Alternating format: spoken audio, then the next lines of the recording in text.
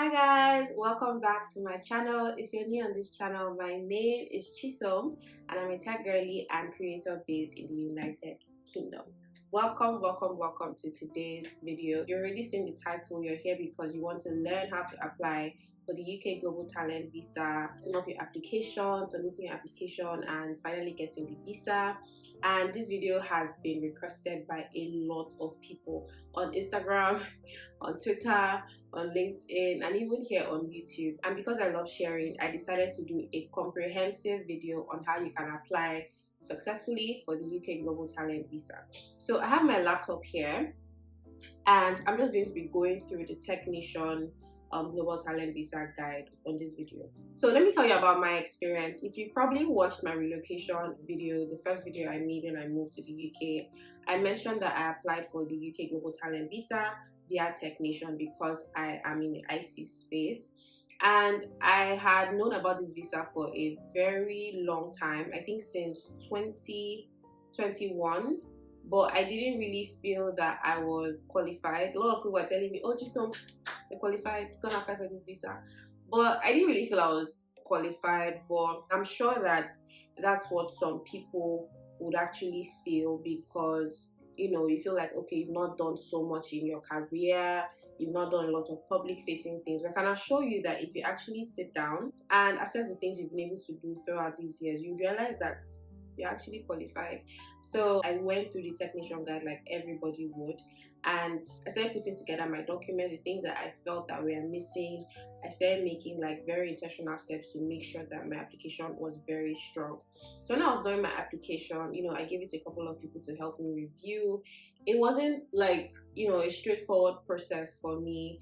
My Canva app was always open, and when I wake up in the morning, I'll just work on the document for some time before going about my day. So it was a process that continually got better. I would, you know, think about something that I didn't know. I'm like, oh, this would actually make so much sense, and I would like look for, you know, things around that I can use to back up the evidence that I was submitting.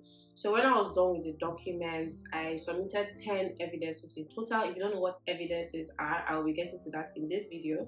So I submitted 10 evidences in total, and you know, I got my letters of recommendation from my mentors / managers, and I wrote my personal statement. And December 2024, I decided that my application was ready. I wouldn't want to call myself a perfectionist, but I really needed this application to be really good. You know, I wanted the people reviewing my application to have no doubts that actually deserve this award, and to God be the glory, it was successful. I submitted it in January, and under 3 working days I got the email saying that I have gotten the visa.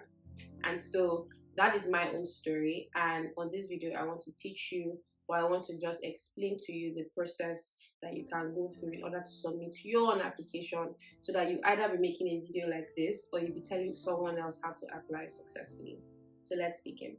So you might have seen a couple of videos about the Technician visa, especially on YouTube, and while all those videos are valid, I feel like everybody should share their own personal experiences so you can see from my own point of view and from the other person's point of view. So you might see me repeating some of the things other YouTubers must have said about this visa, but I will be adding my own unique sauce to it and what I think about it. So the UK Global Talent Visa is given to talents from all over the world, enable them come to contribute their expertise or innovation to the UK economy. So the Global Talent Visa is for different types of professionals. A couple of you might be watching this video because you're in tech, and I feel like that's where most of my audience lies.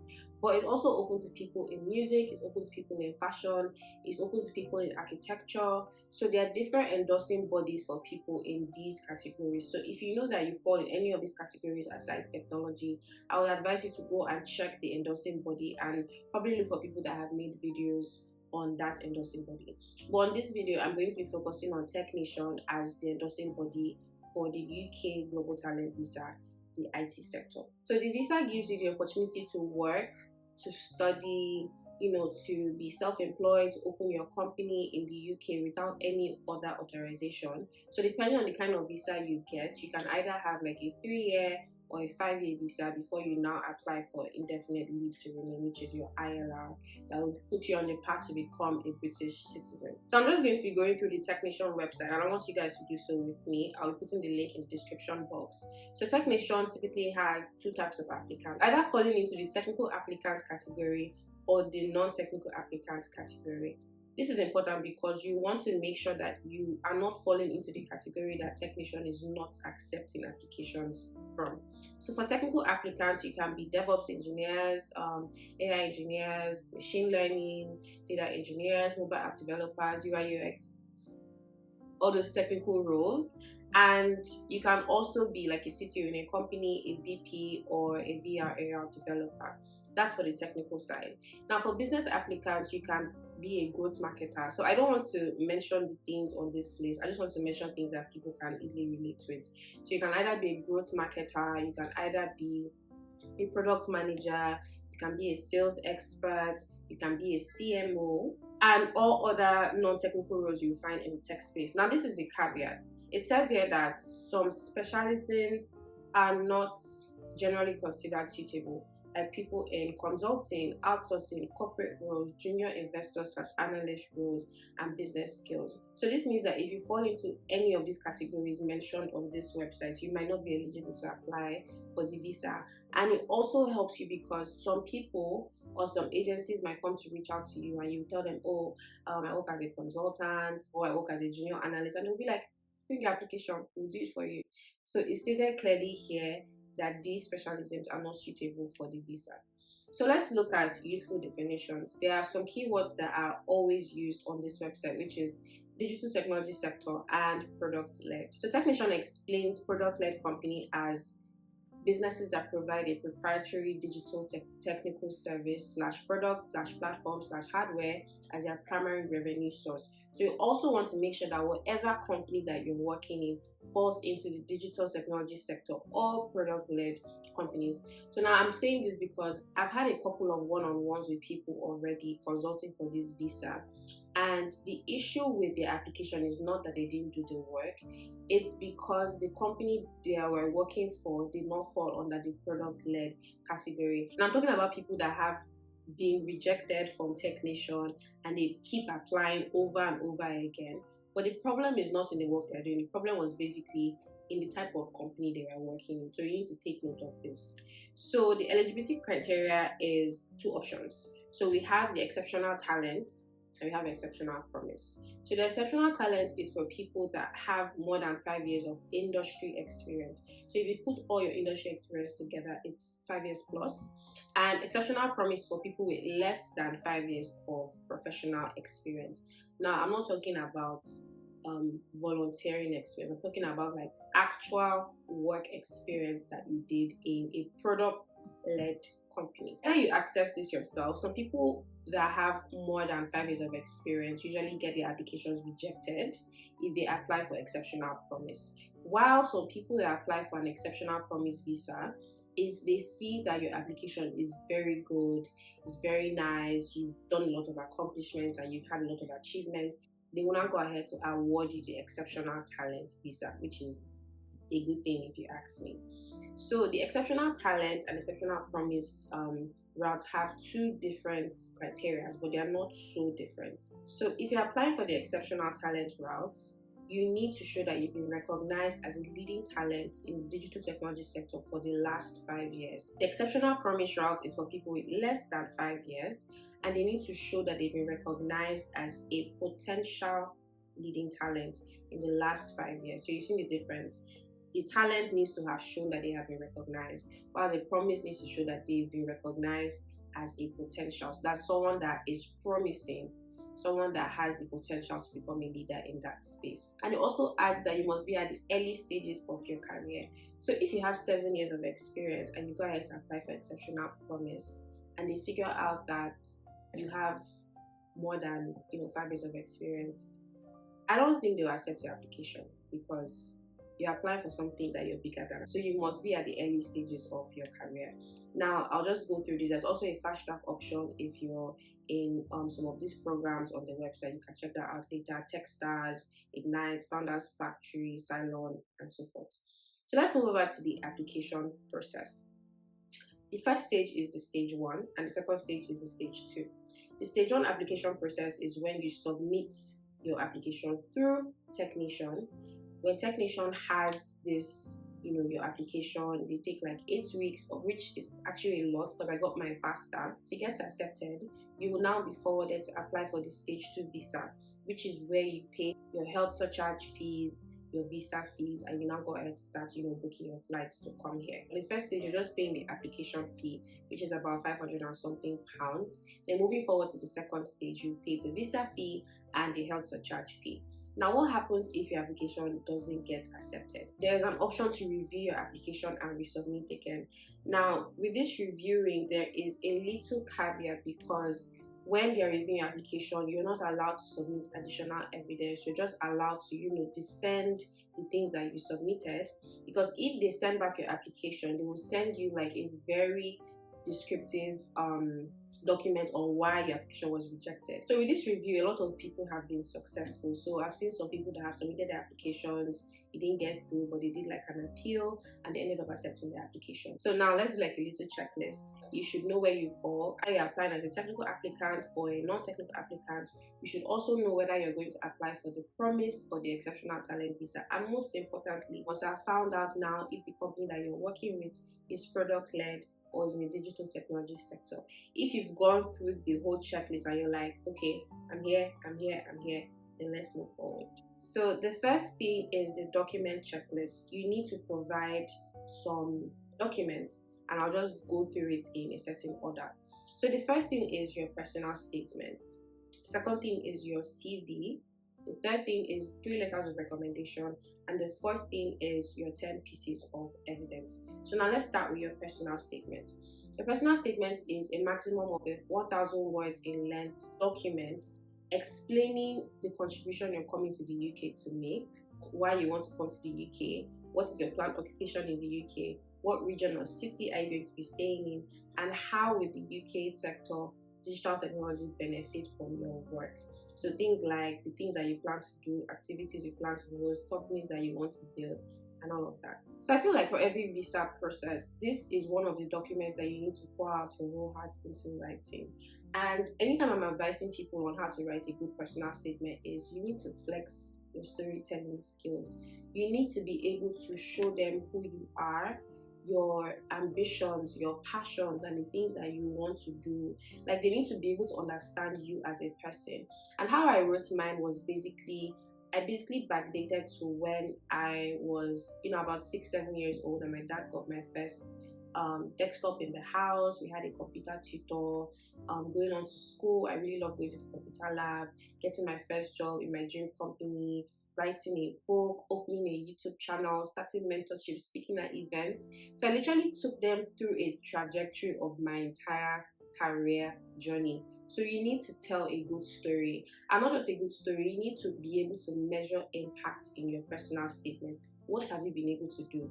What impact has your work been able to make? You need to do that in terms of numbers. Your personal statement should have as much numbers as possible. Percentages, reductions, the products that you've been able to build. What did you do for your company? But I will always advise that you write this personal statement last, because your personal statement is meant to be a summary of your entire application. And if you've not done your entire application, I don't think you know what you want to write in this personal statement. But if you finish like all your evidence documents, your letters of recommendations, your CV, you have a lot of context to draw from, right? And you need to be very straight to the point and not being vague. Some people just say things like, oh, I want to come to the UK to advance the AI sector. I want to come to the UK to advance the digital marketing sector. How are you going to do that? Are you employing people? Are you building a product? Things like that. Try not to be vague. Try to be as direct as possible and let them know exactly what your planned occupation and planned activity is here. So I think that's that for the personal statement. Let's move over to the CV. Your CV must be typed and must be up to 3 size of A4 paper. So for me, what I did is I do all my CV editing on Canva because it's very flexible. You can change a lot of things. So just literally pack everything you've been able to do. So instead working in tech space and just put it on your CV. Start with your work experience, start with your technical skills, start with your the projects that you've built, start with your volunteering experience, the books that you've written, certifications that you've gotten, the schools that you've gone to. Try to make your CV very, very comprehensive. And one tip I'll give for this is make sure that your CV is highlighting everything in your application. If you wrote in your personal statement that you did a master's in computer science, let it be on your CV. If you wrote in your personal statement that you work for this company and you did this, the metrics and all of that, let that be in your CV. So they shouldn't look at your personal statement and your CV and feel that they are two different people. So let's move over to the letters of recommendation. This part is very important because 3 people are going to be recommending you, and they're going to be telling the visa office what they know about you from their own point of view. So this one is not coming from your own documents that you submitted, it's coming from someone else. So they need to be well-established individuals in the industry. Emphasis on well-established. They also need to have known details about your work for the past 12 months. So you need to meet people that have been in close proximity with every single thing that you've been doing. So good people to write this letter of recommendation for you would usually be your managers, your mentors, your close friends that are well established in the industry that know about your work, and people like that. A letter must explain how the author knows the applicants, knows the applicant's achievements, the contribution the applicants will make to the UK, and the plans for work in the UK. So every single thing I'm reading is what you need to explain to the people that will write your letters of recommendation for you. These people might not even know that this type of visa exists. They might not know what they are meant to write, but it's up to you to hop on a call with them to go through the website so that they can understand what they are recommending you for. So for me, different people know me as different things. So my mentors know me as an author. My manager knows me as a software engineer working for him under his team. Some other people know me as someone that's very vibrant in the ecosystem, being a public speaker and all of that. And it says here that they must provide different examples to show your achievements. So I feel like my letters of recommendations had a lot of color because the letter I got from my manager was so different from the letter I got from my other 2 recommenders, which shows that you're actually a multifaceted individual and you've been able to do so many things, you've been able to make so much impact in different fields of your life. And this is something that you can actually try doing if you're someone that does, multiple things at the same time. So try to go for people that have leadership positions in their companies, might be your CTO, your manager, your mentor. So let's move over to the meat of this video. Let's move over to the juicy parts. So we've talked about your personal statement. We've talked about your letters of recommendation, which has to be 3. We've talked about your CV. Now let's move over to the last set of evidence you'll be submitting, which is, if you ask me, the most important. So we're moving over to the mandatory criteria and optional criteria sets. So this criteria is just basically to show that you've been recognized or you have the potential to be a leader in the digital technology sector in the last 5 years. It says that the individual must be able to demonstrate a level of expertise which places them at the forefront of their respective fields. So I feel like before I even start explaining what this criteria and what the things that you can submit, you need to be able to brag in this visa application. You need to be able to show yourself.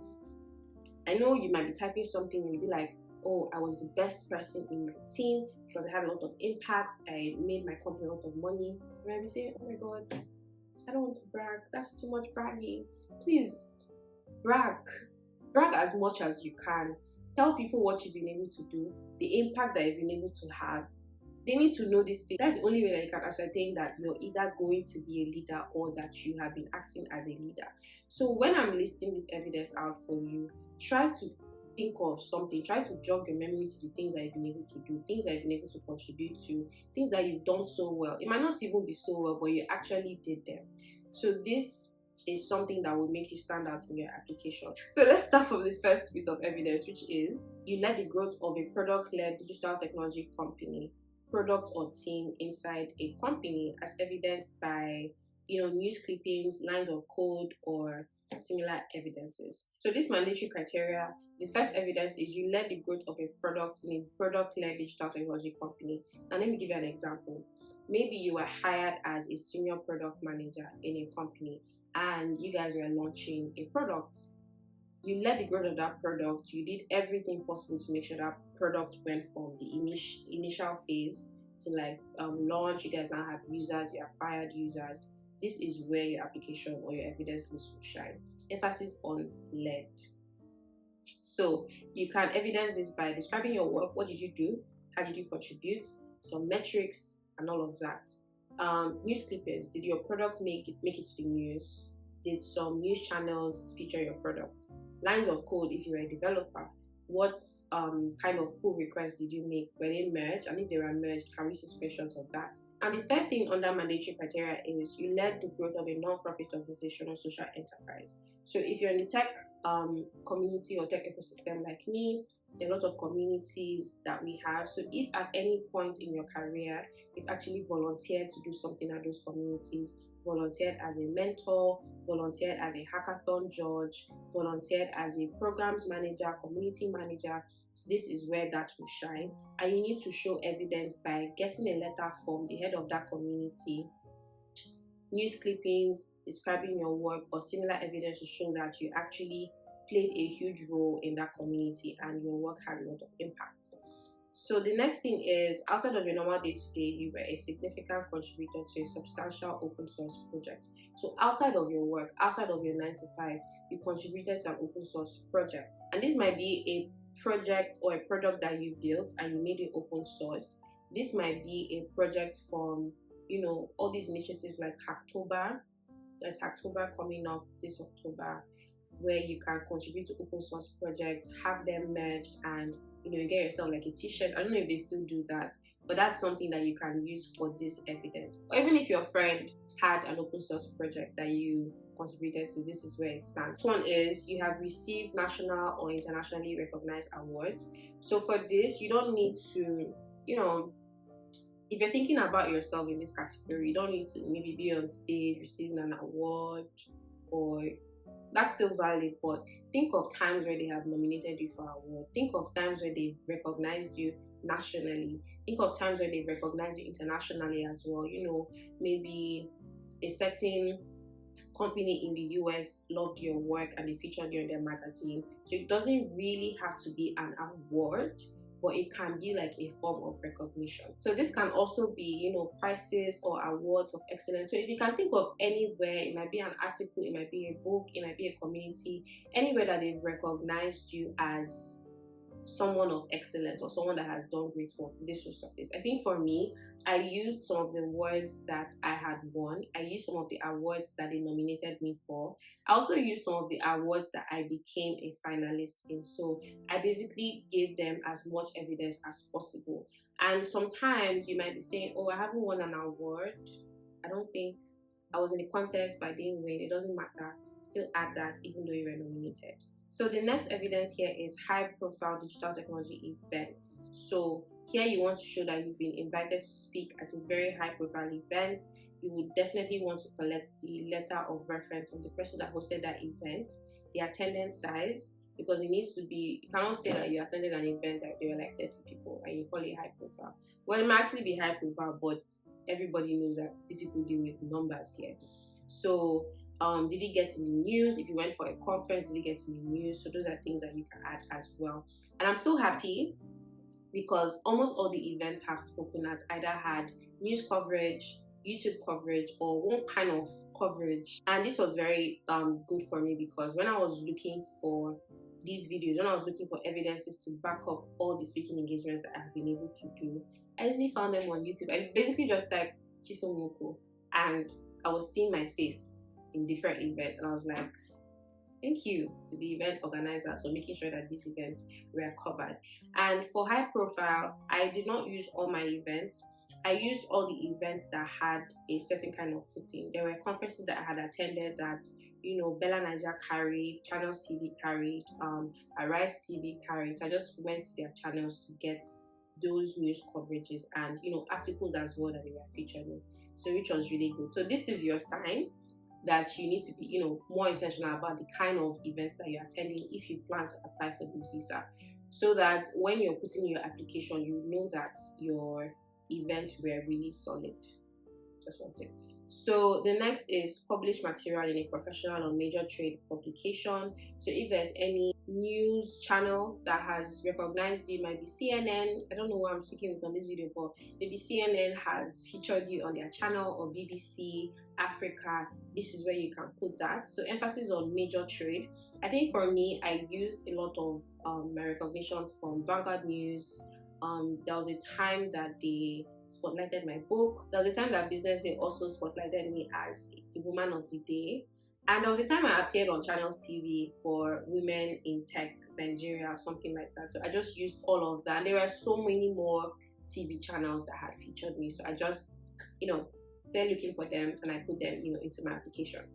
So this, the next evidence here is that you command a high salary or remuneration for your services. So let's say that you're a software engineer, full stack, working in Lagos, Nigeria, and you're earning, say, 2.5 million, and you know that software engineers full stack in Lagos don't earn up to that. Maybe they're earning like 500k or 850k. So it shows that you are significantly paid high against people that are in your field in the same location. So how do you prove this? You obviously need your contract letters, you obviously need your pay slips, and you need to show the statistics of what you're talking about. So people usually use Glassdoor for this. Now, we're done talking about evidences that you need to submit for the mandatory criteria, but there are some things that you should take note of.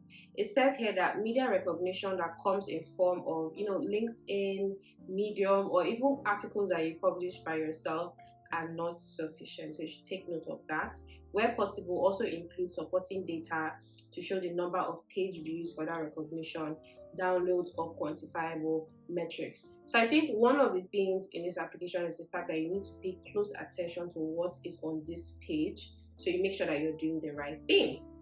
Now we finished talking about the mandatory criteria, which has just one question with different types of evidence you submit under that one question. So for me, for the mandatory criteria, I submitted about 5 pieces of evidence that were entirely different from each other, and they were 3 pages each per evidence. So I submitted 5 pieces of documents under the mandatory criteria, and I'll just move over to the optional criteria, which has about 4 questions. So the first question under the optional criteria is, how have you shown innovation or a track record of innovation as a founder or a senior executive? So this is for mostly founders or maybe people in a very high level in the organization, maybe a CTO or something. So you need to show your actual business metrics that you've been able to achieve in the last 5 years. So things around proof of product in the market.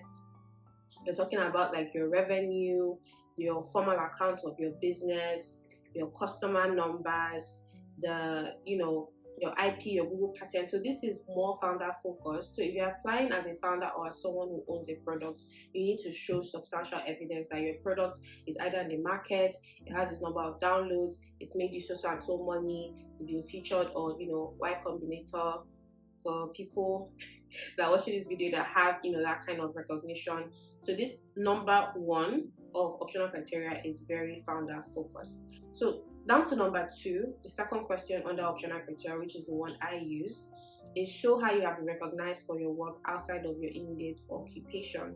So this can be things like mentoring, advising, organizing interest groups, teaching at a university or clubs. So things you can submit here would be like open source contributions, but make sure not to repeat evidence documents, because open source contributions is also something in the mandatory criteria. So repeating that here might cancel out.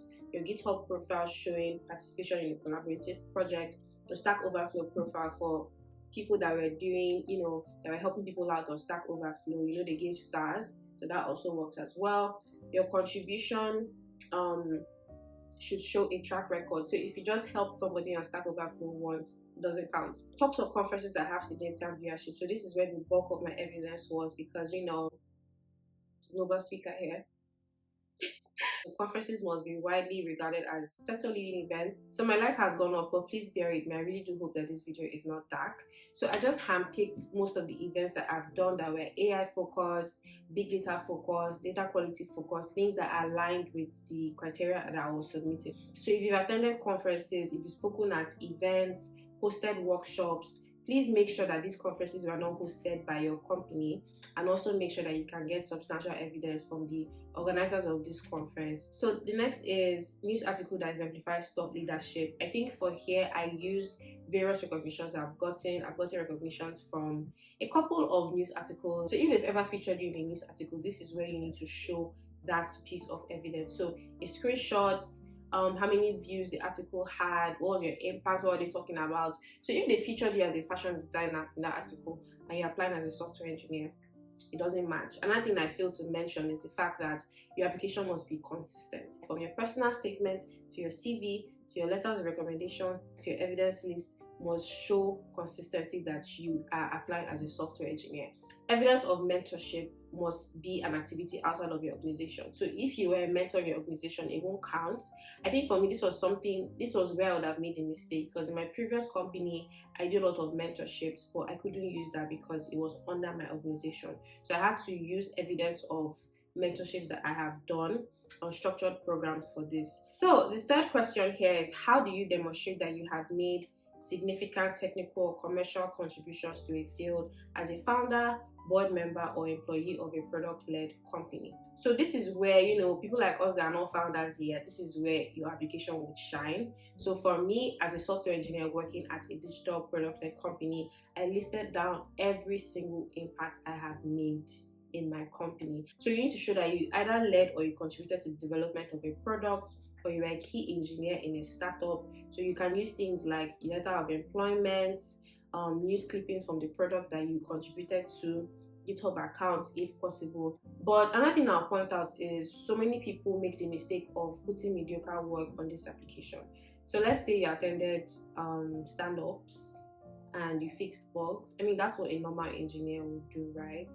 But what did you do differently? What innovation did you have? How did you contribute differently than what other people were doing? Now, the last evidence that you should submit if you're in the academia would be number 4, because number 4 shows or asks how you can demonstrate exceptional ability in the field through research. So if you're like a PhD student, a master's student, and you've written a paper that was peer reviewed in a conference, you've gotten awards, you have a letter of support from your research supervisor, you have evidence of a merit-based award, you have a published paper in a top-tier peer-reviewed journal, I mentioned that already, this is where you can submit all that document. I personally didn't submit anything under number 4 because I'm not in the academia, but what I did was I submitted evidence under number 2 and number 3. So how I structured my application was, I started with the mandatory criteria. I submitted 5 evidence documents under the mandatory criteria. On the optional criteria, I submitted 3 for number 2 and 2 for number 3. So that's total of 10.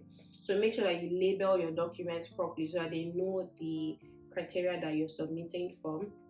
And once you're done with this, you simply put all your documents in a Google Drive sheet. I personally use Google Drive doc. I personally use Canva for my editing because it was flexible. I could move images around, I could change fonts, reduce sizes, all of that good stuff. So when I was done, I downloaded each piece of evidence using PDF, and I listed everything in my Google Drive environment. I arranged like my personal statement, my CV, letters of recommendations, and my evidence list. So I went to the Technation site, filled in the necessary details. Please be patient. Please make sure all your documents are complete. Look at it very well from head to toe before clicking the submit button. I think at this point you also pay the application fee on the site before submitting your documents. And when you're done submitting, you basically just wait. If you're working on this visa, I would please beg that you take your time to create a good application. If you're already in the UK and you don't have time on your side, I'd rather do something once and for all than have to do it multiple times. I'm thinking of things I might have missed, but I don't think I missed anything. I want to wish you, the best of luck in this visa application process. Once you finally get a positive response from technician, of which I know that you will, if you put in the work to do a good application, you will go ahead to apply for the stage 2 visa on the UK government website. Do like your TV test, your biometrics, thumb printing, and then you can now book your flights to come to the UK. We've come to the end of this video. I will be doing like a little something for people that want to submit an application this year. So if you're interested in that, if you're interested in like hands-on mentorship, please fill in the form on the description box. This hands-on mentorship will include having a one-on-one with me, viewing your application, and just taking you from what's this visa about to, yeah, I think I'm ready to apply for this visa. That's it for this video, guys. I really thank you for watching up until this point. I really hope that you learned something. I really hope that you had like a unique perspective from me and on this channel, and I will see you in the next video. Bye.